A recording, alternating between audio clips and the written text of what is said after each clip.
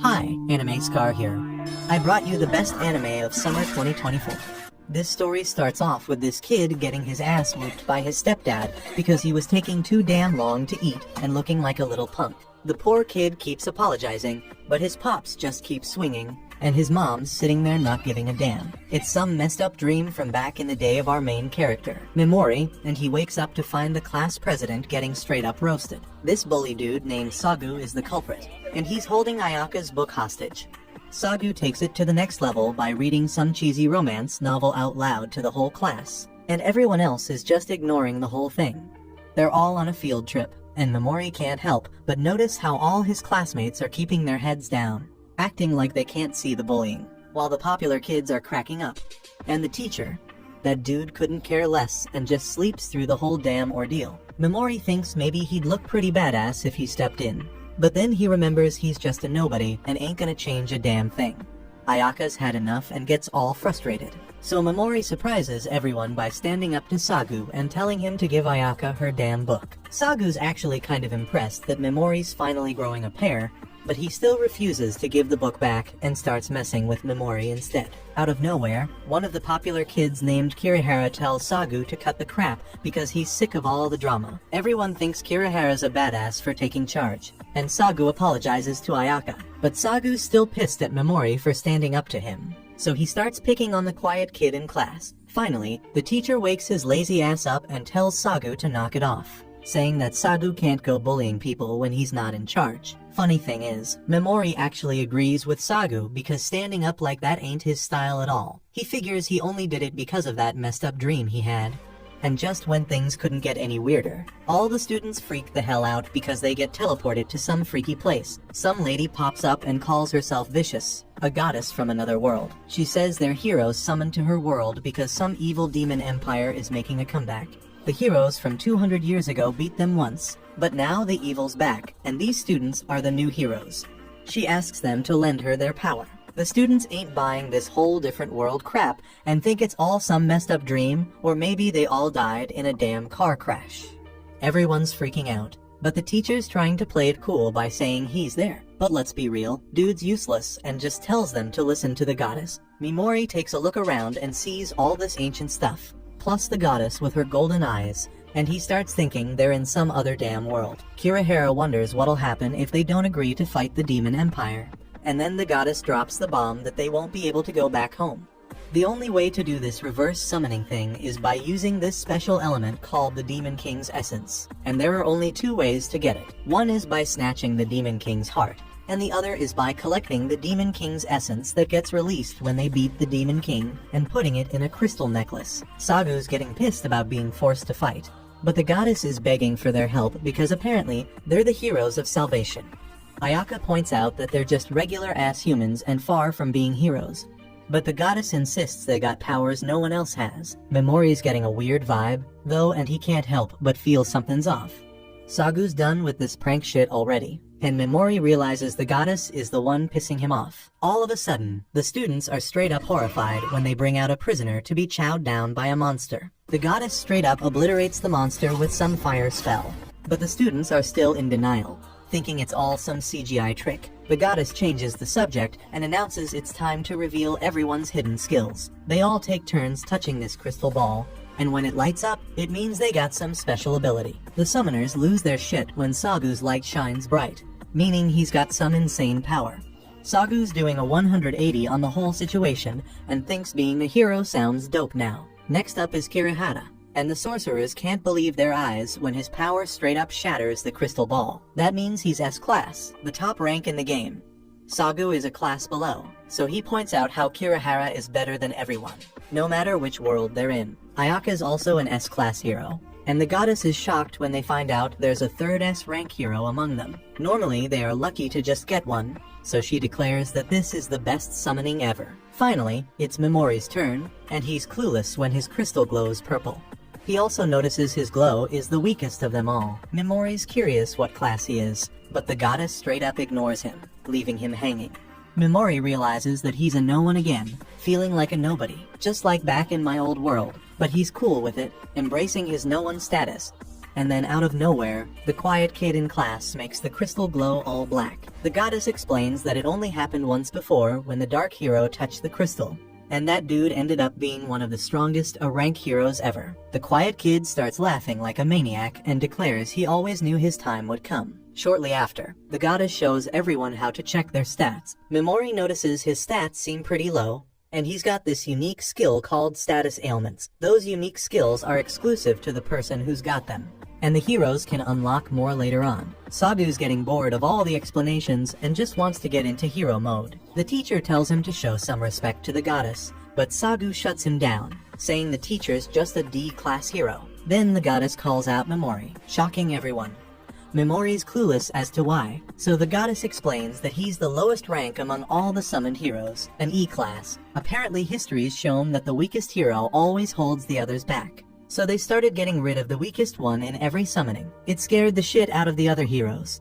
But the summoners decided to switch things up. Instead, they decided to give even the lowest ranked hero one chance to survive. They'd test them by teleporting them to some ruins. If they survive and make it back up, they're free to live their lives. Memori's wondering how dangerous these ruins are, but nobody knows. They've spent countless criminals and heroes to the ruins, but none have come back. They call them the Ruins of Disposal.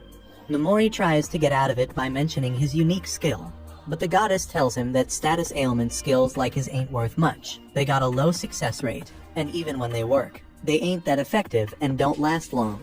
The goddess points out that his stats are also low, and even if he levels up, they won't improve much. Memori defends himself, saying it's unfair to summon him only to punish him. But Kirihara tells him to just go already, and everyone else is hurrying him up too.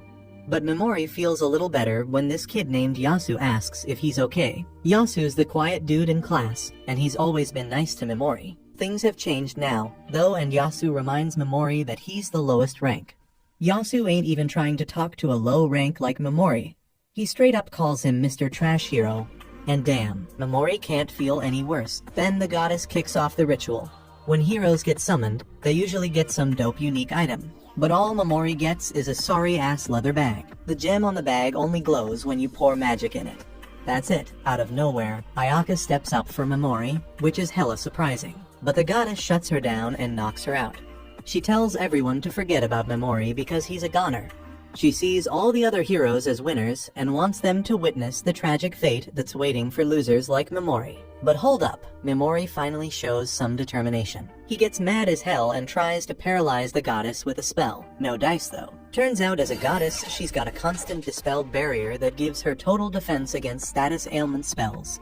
She bids farewell to the trash hero, but everyone's stunned when Kirihara busts out an attack spell. He apologizes, though because he was just testing it out. The ritual keeps going, and everybody's just relieved they ain't wasting their time no more. The goddess asks if Memori's got any last words, but all he does is start crying. Then we see Memori talking to his younger self.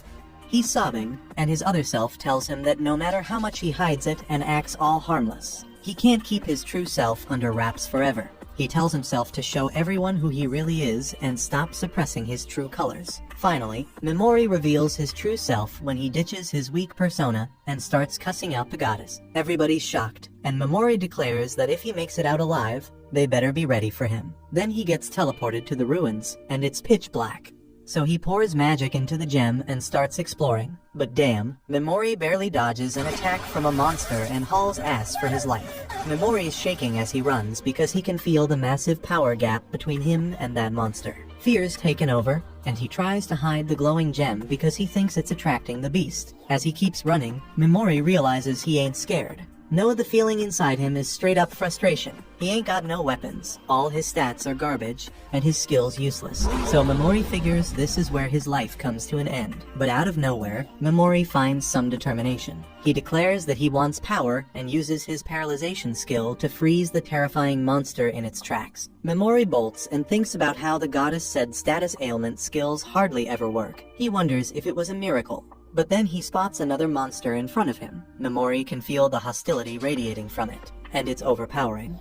But he wants to live, so he shocks himself when his paralyzed skill works again. That makes him realize that his skill ain't just some one-time miracle. He starts wondering if it's something totally different from the magic in this world. Memori's running on fumes now. The boost the heroes got is all used up, and his own magic power is practically gone. He's scared it won't be enough to use his skill. But damn, he's surprised when he manages to cast a poison spell on the monster. The success rate is high, and it don't even matter what rank the monster is. The effect lasts a long ass time too. Memori tells the monster not to be mad at him because it was trying to take his life too. Now Memori's completely drained of magic power, and he wonders what'll happen if he tries to use his status ailment skill again. Just then, that monster from earlier shows up once more.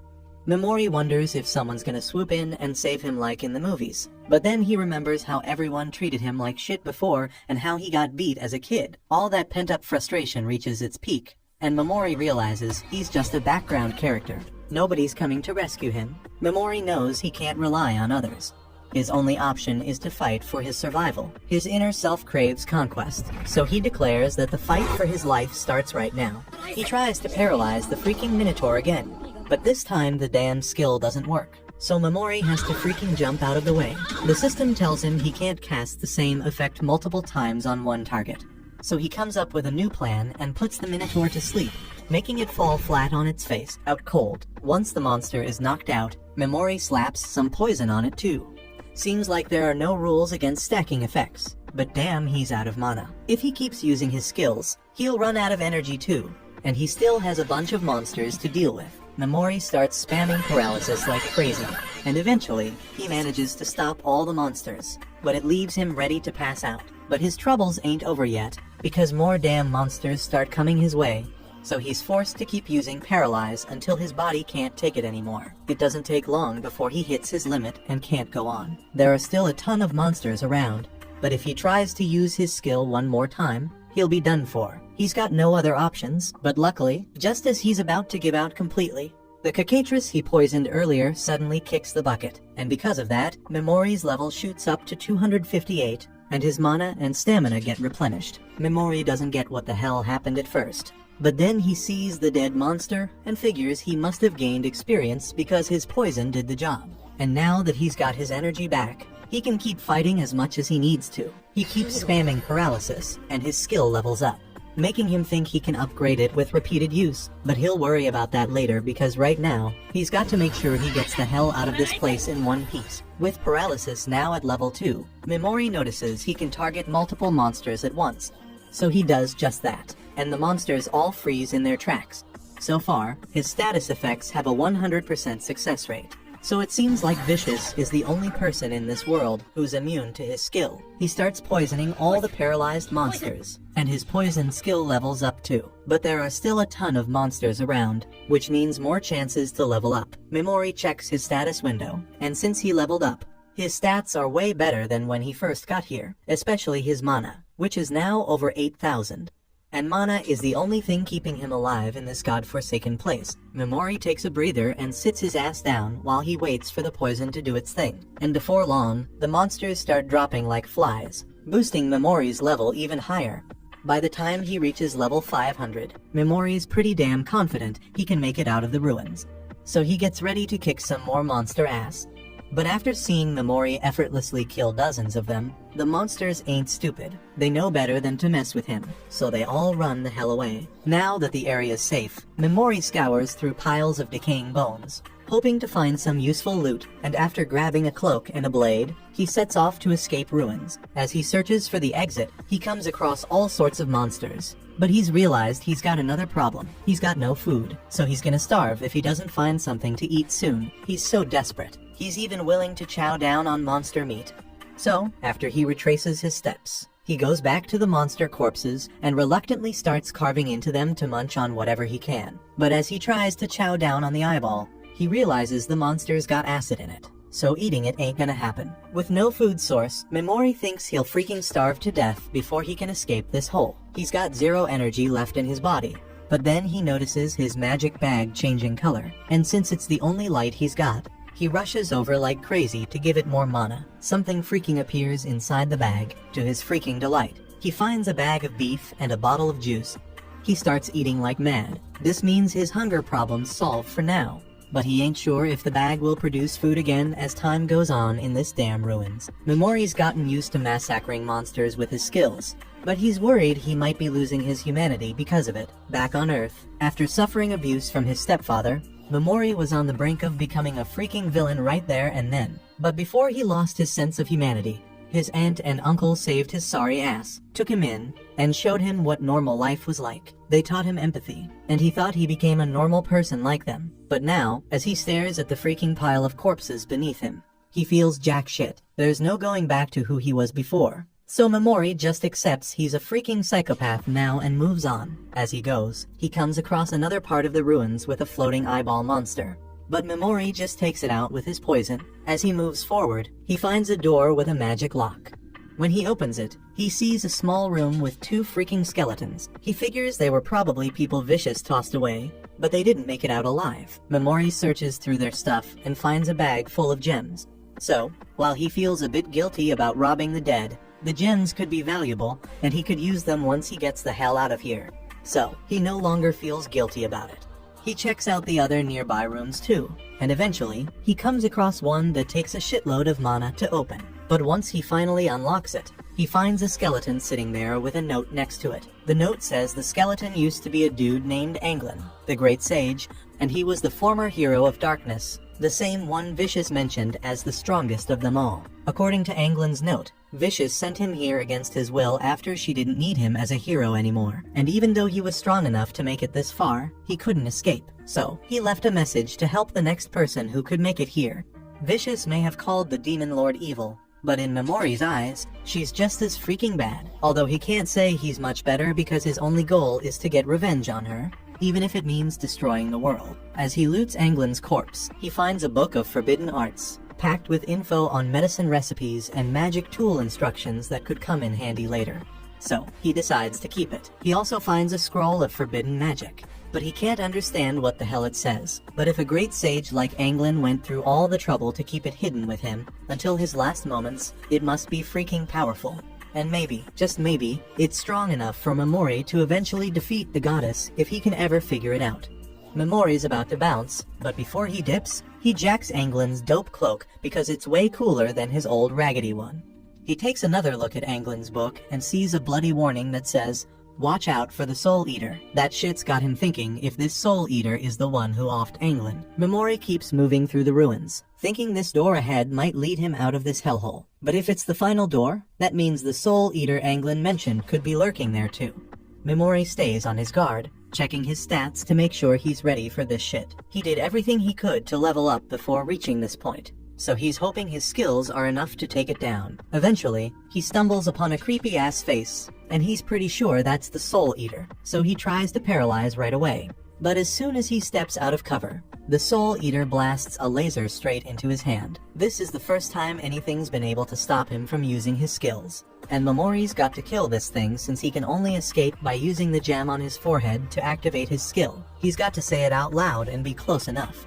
But none of that matters if the Soul Eater can attack him before he finishes casting the spell. While Memori's still figuring out his next move, the Soul Eater breaks through the wall, coming after his ass. So now he's got no damn choice but to fight. Meanwhile, outside the ruins, some chick's trying to escape from her pursuers and decides to hide nearby, clueless that a fierce battle's going on inside. As the Soul Eater slowly creeps up on Memori, he's wondering why the hell it hasn't blasted him with lasers yet. But he soon finds out as the Soul Eater spits out some purple goo that takes the form of humans. These are the souls of the people the Soul Eater devoured, and they're being forced to attack Memori.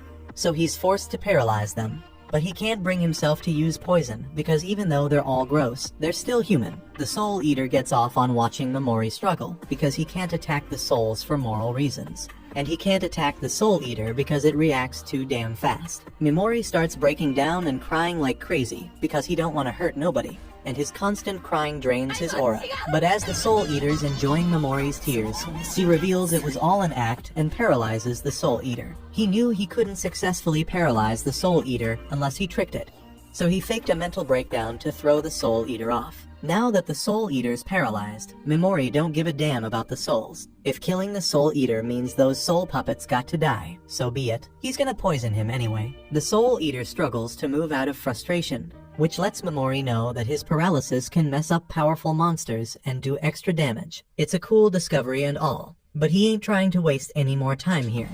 So he casts poison on the Soul Eater and straight up annihilates it. As he does, the souls that were consumed by the Soul Eater are set free. And they all show up in front of Memori to thank him for freeing them. They've been rooting for him as he tried to survive in the ruins, and they don't even mind that he looted their bodies. Anglin approaches Memori and has one request. Take down the goddess and avenge them all. After that, the souls pass on. Now, normally Memori wouldn't accept a request without some kind of reward, but he was already planning on taking down the goddess anyway, and now that the final monster's been defeated, Memori can open that door and start his quest for revenge on the surface. In the forests outside the royal capital, the rest of Memori's homies are out there slaying demons to level up, while she's chasing down a demon dog with a sword. Kirihara straight up burns another monster with his 6th skill and levels up to 18 like a boss. In another spot, the geek Yasu, who's done a complete 180 with his personality, straight up roasts some monsters with his dark fire powers and busts out laughing when he hears them cry. Mad far away from them, there's this shy and innocent chick named Koba, who's hella hesitant to kill any monsters. But this bully chick named Asagi tells her she gotta take them down or she gonna lose her life because it's the first test the goddess gave them. Asagi got Koba on a tight leash and tells her that soon the crew gonna fall apart and different groups gonna form because there's a lot of selfish peeps in the mix. Asagi's a B rank and she got plans to start her own crew with the girls who roll with her. She knows Koba's just a D rank, so she ain't gonna be accepted by Kirihara's crew or the other big shots. And Ayaka can't take her in because she on the brink of death. Koba starts freaking out when she hears this, but Asagi tells her not to sweat the small stuff. She just wants Koba to be her cute little toy.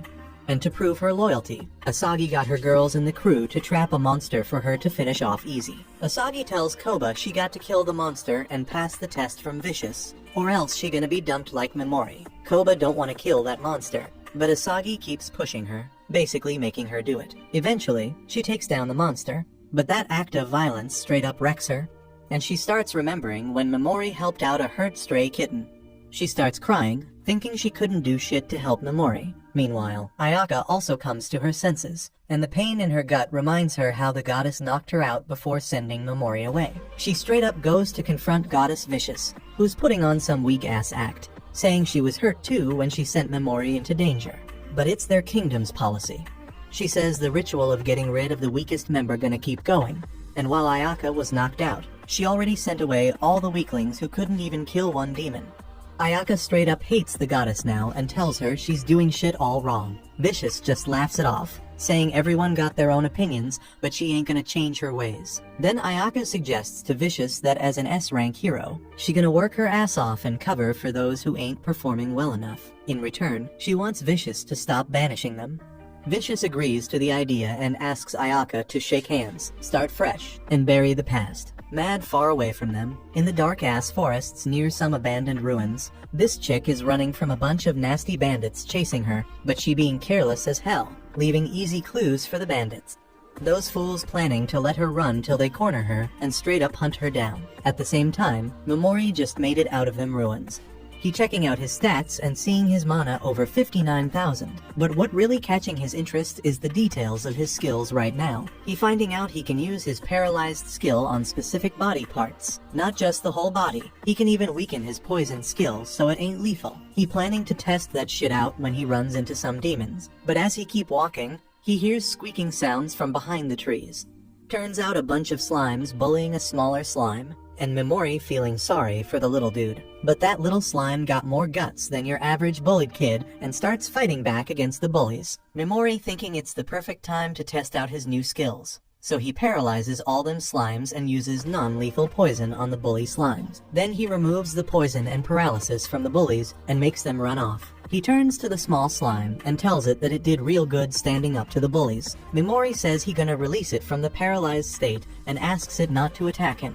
He lets go of the paralysis and keeps walking, but the slime starts following him instead. Memori thinking that slime an outcast like him, so he decides to adopt it. He puts the slime in his hood to keep watch behind his back and warn him if there's any danger. Meanwhile, Memori reading this book on forbidden arts by the Dark Hero. There's a recipe for a medicine that can make slimes even stronger. Memori talks to the little slime, telling it he on a journey for revenge against those who wronged him. He asks the slime if it still wants to roll with him, and it says hell yeah. Memori's stoked to hear that and names the slime Pigimaru, and the slime digging its new name. Memori keeps moving forward, and out of nowhere, he gets surrounded by the bandits who were after that mysterious woman. The bandits was trying to wear her out, but they picked up another presence along the way, so now they here for some fun. The bandit leader tells Memori to hand over all his valuable shit if he want alive. Memori straight up terrified now because them bandits looking scary as hell, and he ain't never fought no humans before. The bandits start arguing about whether they should hurry up and catch the girl or waste time with random nobodies. And just when Memori thinking he can sneak away, the bandit leader tells him to stop right there. Memori pleads with the bandit leader, begging for his life. But that just amps up the bandit's desire to kill him. Dude charges at him, but Memori was just playing scared. He uses his paralyzed skill to freeze the bandit leader in his tracks, and then he takes his sweet time to rip into the bandits, calls them scum because even though they weaker than the ruined demons, their evil intentions run deep. Even Pigemaru is pissed off at these punks. Memori straight up says he won't lose sleep over killing these kinds of people. He actually happy he lightened Earth's load. He casts a poison spell on all the bandits, and once they all kick the bucket, Memori senses another presence nearby. It's the mystery girl, and she got some fancy technique from her tribe that summons a spiritual armor to protect herself. She feels Memori's power too, but ain't sure what to make of it. The girl ain't taking no chances, so she swings her sword through a bush where Pigemaru was hiding. Right then, Memori sneaks up behind her and paralyzes her. She stutters, asking what he wants, and he says he just needs info because he new to this area and clueless. Girl asks about the 4 bandits, and Memori wonders if they her crew.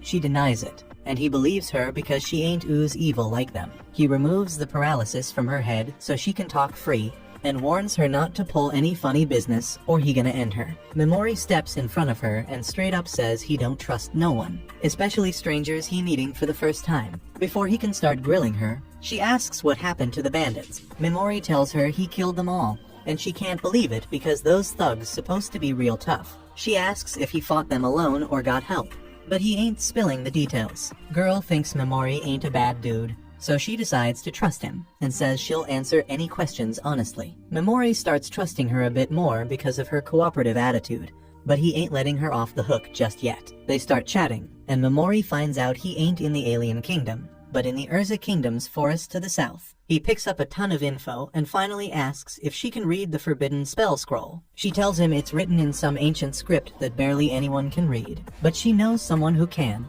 She spills the beans about the Forbidden Witch, a dangerous woman banished from her homeland because she knew too much. Girl tells Memori if he wants to meet the witch, he got to head to the Golden Demon Zone. This risky-ass area smack in the middle of the continent. Memori thanks her for the intel, and she thanks him too because he saved her from the bandits. Memori says they even now, and the girl wishes him the best of luck. He thinks she too honest and innocent for her own good, reminds him of his aunt. Anyway, he says his goodbyes, telling the girl the paralysis gonna wear off in a few minutes so she can go on her way.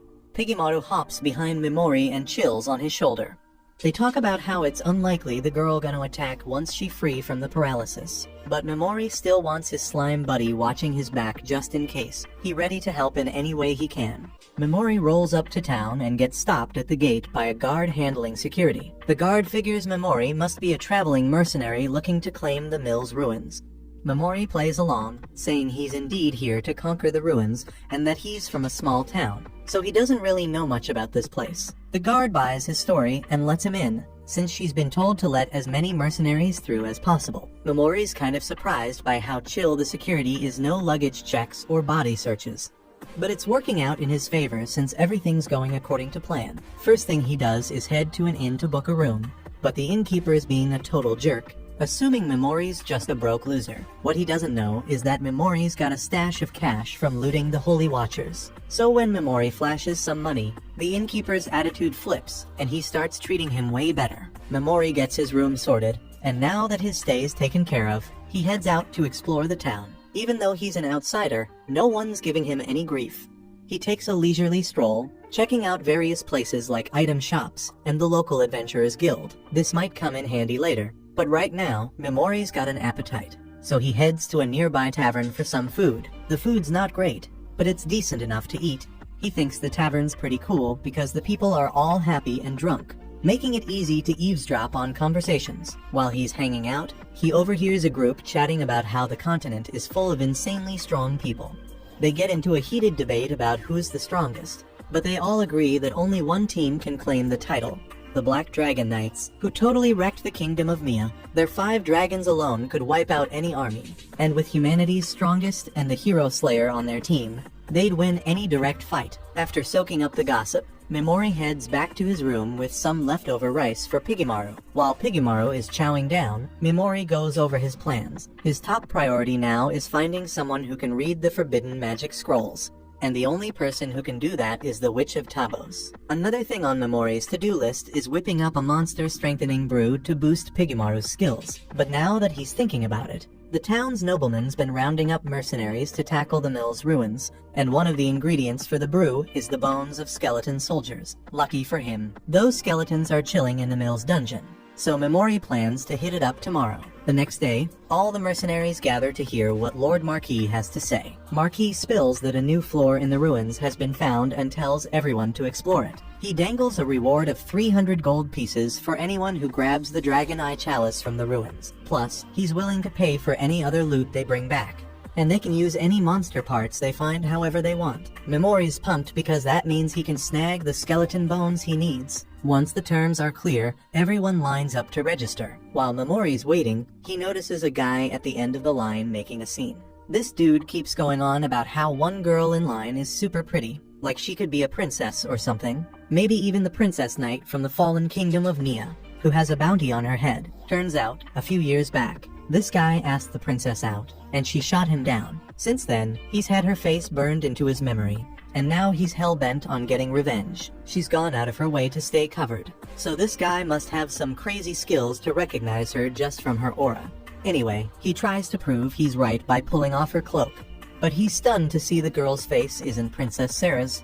She says her name is Mist. The guy swears he's never messed up an ID before, so he figures she's actually Ashra, but he's got no proof. Now he's out for revenge against Mist and any other hot chicks who make him look stupid. Later on, Mimori's shopping for supplies for the mission when the girl approaches him. She asks if he's also here to check out the dungeon. Mimori recognizes her and feels bad. She's dealing with so many people trying to unmask her, but she says it's no biggie since she disguised her face ahead of time. Still, Mimori suggests she be careful about guys like that, even if he doesn't know her real identity right now. He seems petty enough to try something just because she embarrassed him. Mimori then tells her he has a favor to ask. He explains that he's clueless about the value of items in this town and needs her help to negotiate so he doesn't get ripped off. He's not asking her to do it for free, he promises to pay her for her help. She decides to accept since she's pretty much broke right now.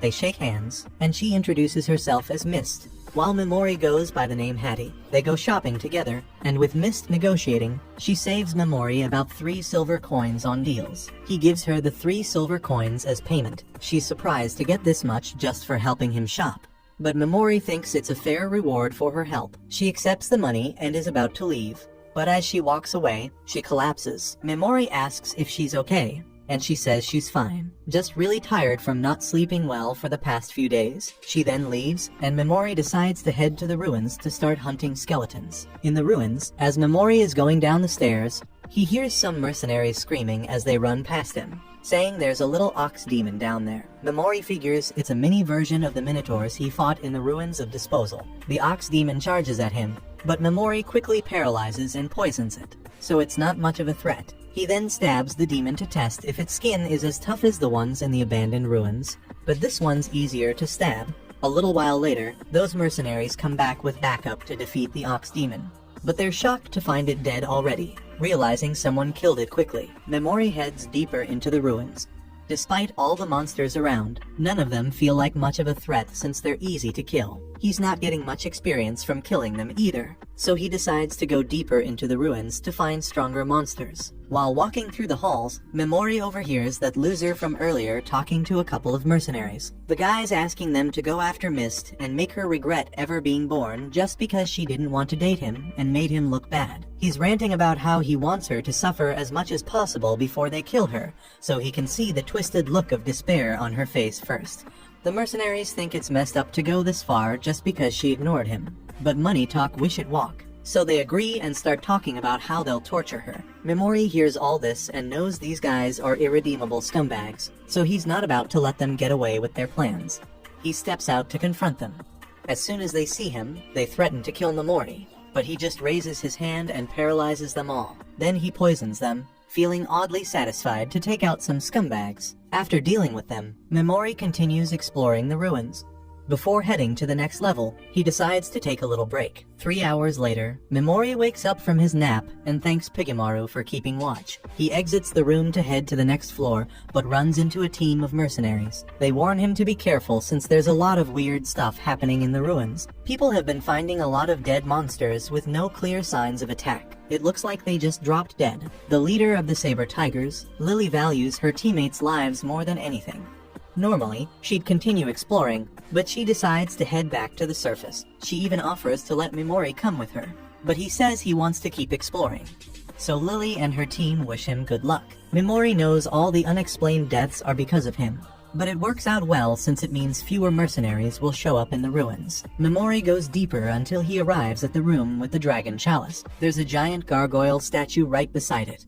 It looks harmless, but Memori isn't stupid. He casts Paralyze and Poison on the statue, and sure enough, it turns out to be a monster and soon ends up dying. Memori's finally got his hands on the dragon chalice, and right after he grabs it, Mist shows up looking bummed that she didn't beat him here. Memori doesn't really care about the chalice, so he tells her she can have it if she wants. Mist can't believe he's just giving away something worth 300 gold coins and asks what he wants in return. Memori honestly doesn't need anything from her. Mist says she can't accept something so valuable for free, but Memori insists she should just take it and get some proper sleep soon, or she'll end up collapsing. She still feels weird about accepting it. So Memori tells her he never cared about the chalice anyway. What he's actually after is deeper in the ruins. So Mist offers to be his bodyguard while he's down there. The only thing she can offer is her sword skills, and she promises not to be a burden. Memori agrees, but with a couple of conditions. They don't ask too many personal questions, and he might not head back to the surface for a while. So if Mist wants to bail, he won't be responsible for her safety. Mist agrees, so they head down to the next floor. Mist proves her worth by slicing up a giant flower monster, and Memori's impressed. He's curious about something, though he's noticed some monsters have golden eyes and some don't. So he asks her what the deal is. Mist explains that monsters with golden eyes are loaded with experience, making them prime targets for heroes from another world to level up. She doesn't know Memori's one of those heroes, so she goes on about how heroes don't get experience from killing humans. Only monsters. As for monsters without golden eyes, they're just regular monsters and can even be friendly with humans under the right conditions. According to legends, the Demon King gives off this crazy energy called demon essence, and monsters affected by it go nuts and get golden eyes. Before they go any deeper, Memori suggests taking a break so Mist can catch some ZS. She says she's fine since she's supposed to be watching over him, but he eventually convinces her to lie down. Once she's out, he casts sleep on her so she can actually rest. Meanwhile, the Black Dragon Knights have just stumbled upon the spot where the Holy Watchers were taken out, and their leader Civet is pumped to face the person who wiped them out so easily.